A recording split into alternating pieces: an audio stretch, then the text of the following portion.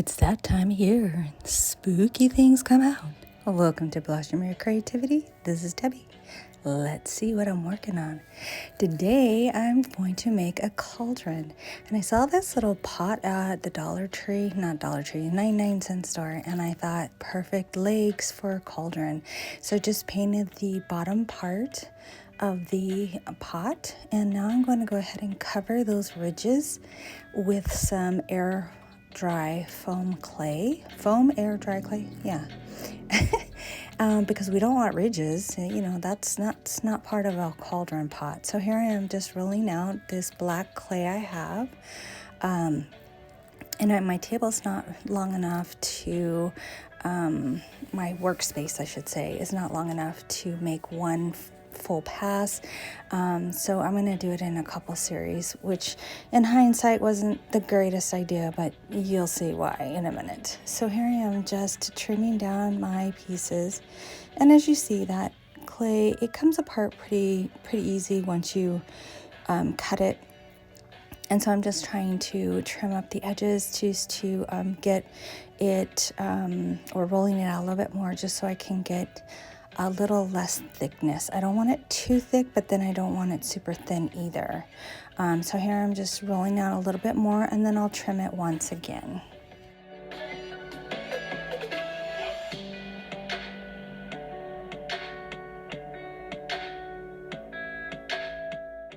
And I'm just using a palette knife to cut it along with a ruler to keep my edge straight. Well, straight as I can.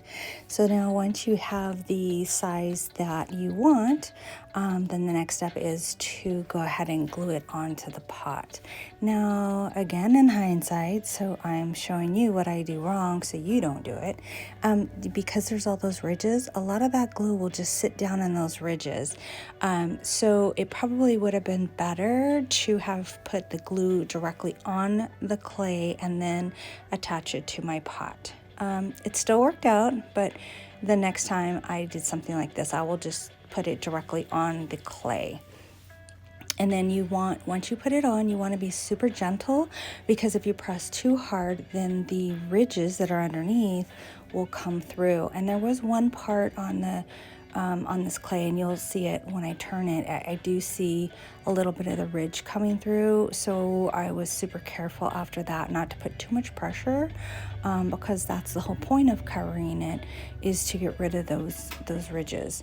So once I have that on, now I'm just going to gently bring the clay up to the top, and then I'm going to go ahead and turn it over using that parchment paper and folding down the end part as well. And the bottom part adhered pretty good. So now I'm just making my second little piece, and there it is. It was just not too much off from the original one I did. Again, if you do this, do one piece, because doing two pieces, I had cracks in those areas. Even though you'll see that I try to put it together, it still did crack. And but there's a way to fill that in with this clay, and I'll talk about that in a little bit. So here I am, I'm just wetting the clay, and then I'm trying to mesh the two pieces together without allowing those ridges to come up. So I'm trying to be super careful. And for the most part, I did okay. But again, it should have been one whole piece, because that was a weak point, and it did allow the clay to crack. And that's because air dry foam clay, it has a tendency to shrink. So if there's not a good adherence to each piece, to both pieces, it will crack. And so that's what happened in my case. So here I'm just making sure that I have all of the pieces glued to the pot itself. So I just went around and found any pieces that were not adhere and put some more of that tacky glue on it. All right, so now I'm taking a piece or the top of a small box from the Dollar Tree and this piece of pool noodle, and I'm going to use that to fill in that gap.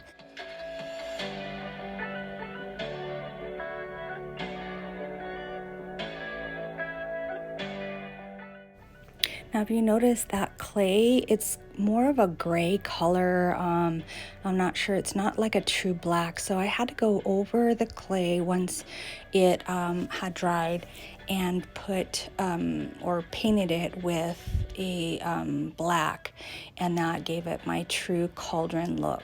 Again, I wasn't liking the color of the clay once it dried. It just had too much of a gray tint to it. So now I'm just covering the lip of it as well, because you don't want to see that, and you may, but then I made some more changes. And so sometimes when I start these tasks, I think I know what I'm doing, but then I change my mind. So here I am now painting the inside of the cap, because now I'm going to change it. And I lost some footage, so I'm just showing you what I used for that drip. As you can see in the pot, there's a drip, and I had made that on my other cake, so I'm just showing you the mold. Once I put that drip around the edge, then I rolled like a snake, a piece of clay like the size of a snake, and then I just put it around the top to hide the top edge of that drip. I hope that makes sense. But I didn't like the way you could see the two pieces connecting.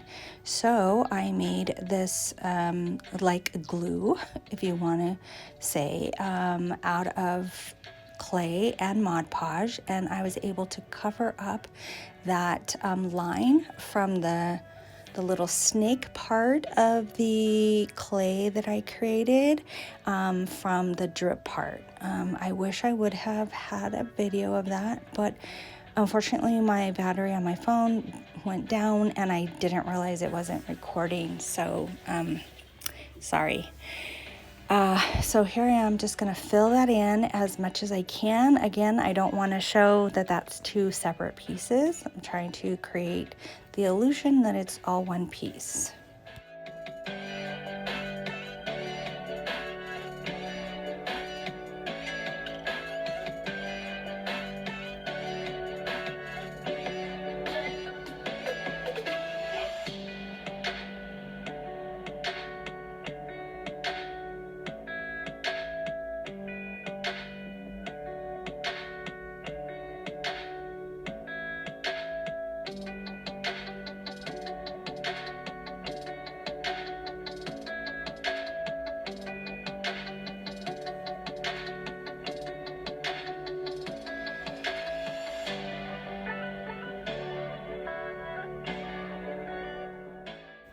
And here's how it looks. You can kind of see that there's a lip, but it's not necessarily showing that it's two separate pieces.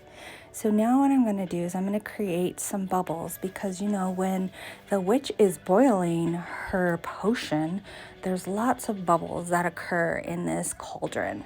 And so I'm going to go ahead and create some bubbles using the same clay, same color, and that's really important that it's all cohesive. So by creating that drip with the mold, and then creating the glue-like substance, and now creating the bubbles, they're all using the same color clay, so when everything dries, it'll all be the same color. So I'm making bigger bubbles and smaller bubbles, because you know bubbles are all different. So here's just a look of how I started, and then I kind of changed it because if you think about bubbles, how they form, they kind of attach to one another. And in that picture I just showed you, I had them kind of like sporadically everywhere. So I decided to take them out and then start again, and then just add them so that they're connecting. So I thought it'd give it a little bit more realistic look.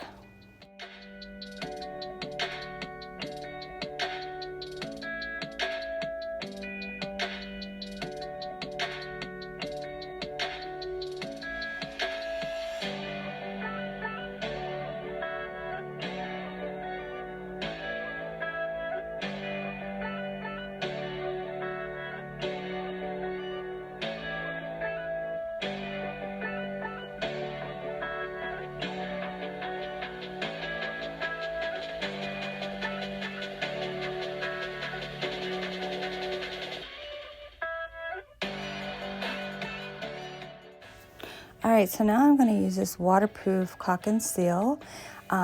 This is clear, so I'm going to go ahead and put that in my little cup there.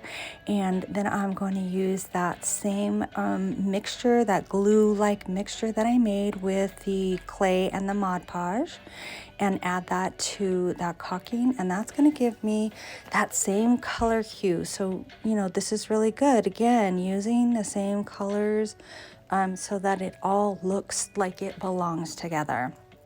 And I just used a little bit, and it gives it that color, but it gives it the illusion that it's, you know, a wet substance on top. And that's what I'm trying to go for, because again, she's brewing her witch's brew, and we want it to make it look like it's more liquid-like. So here I'm just using my spatula, and that is a silicone spatula, so that's not going to stick to it. So then once I get it in all the crevices, now I'm going to go around and just do like a swirl, because you know the liquid is in a circular motion, and so I'm trying to create that illusion.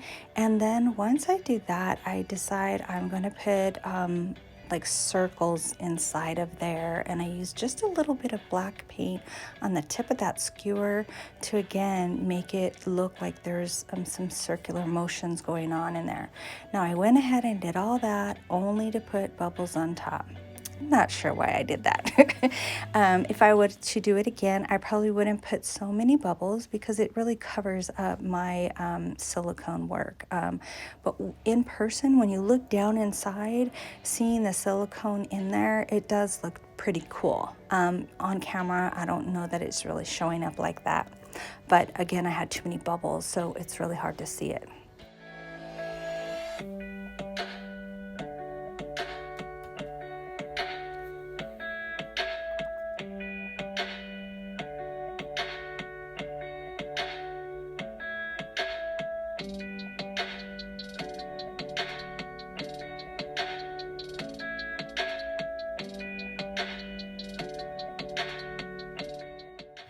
Now I got this cute little sign off of Temu, and it just says Happy Halloween, and I'm gonna go ahead and add that. And I made a little cauldron stick, like the witch's paddle, and I used a chopstick for that.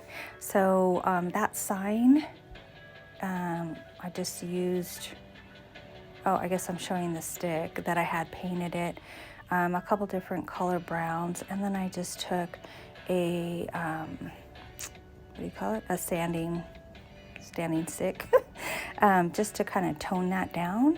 I think I got a little bit too black, and so then I went back in with some of that wax, and then gave it more of a brown tone. And then once that dried, I don't think I show it, but I did put some more of that glue stuff that I made with the clay. So once you put the stick down inside of the cauldron, it's going to have some of the green goop on the end of it, because you know it's in the pot, right? And now I'm just going to put my Happy Halloween. I was trying to go through the silicone because it's dry now. So of course, once you stick anything in it, it's like rubber and it kind of pops back out. So I was trying to use that little tool to make a hole, and then I super glued the sign inside there. And then as far as my cauldron stick, I just shaved like a part of the bottom part so that it can fit down inside the cauldron pretty well.